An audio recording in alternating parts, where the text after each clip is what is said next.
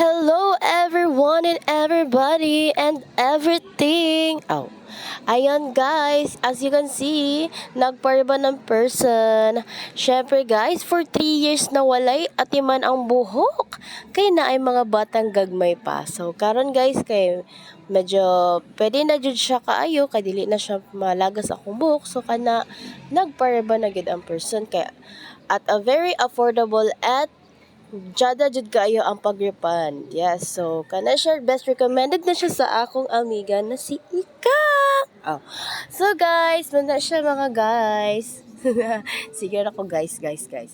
Ana siya so no, ato gid na siyang i-promote kay grabe jud ka Jada ang akong hair. Humok plus gaan kayo sa pamati. As in gaan kayo sa akong buhok siya. Ayan. So guys, kung gusto mo o interesado mo magparaban sa iya, ayan, i-mention lang na ako diha sa caption na ako. So, i-follow nyo siya sa Facebook and i-message nyo lang siya guys. Or pwede po i-PM ko ninyo. Unsa pa'y gihulat mga guys ko? I-PM na dayon na para magaan o mag-smooth na sad ang inyong buhok sama sa akong buhok. Ayan, so ayan, gina-blower na siya akong hair. Actually, pahumali na siya, no? Kapaingon na siya sa best part, guys. So, mo to ha, ayaw ninyo kalimti sa pag-follow heart and sa pag-share sa akong video para makasige pa ta og himo og video, no?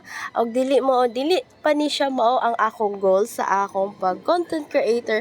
Kay akong goal sa akong pag content creator is maka-help ko pag moabot ang panahon makatabang ko sa uban. Ayan mo gyud na siya ang akong gusto puhon kaloy-an gihapon ta sa Ginoo. So guys, siya Chada gyud kay na siya mag-ribbon, as in best recommended gyud siya mga guys.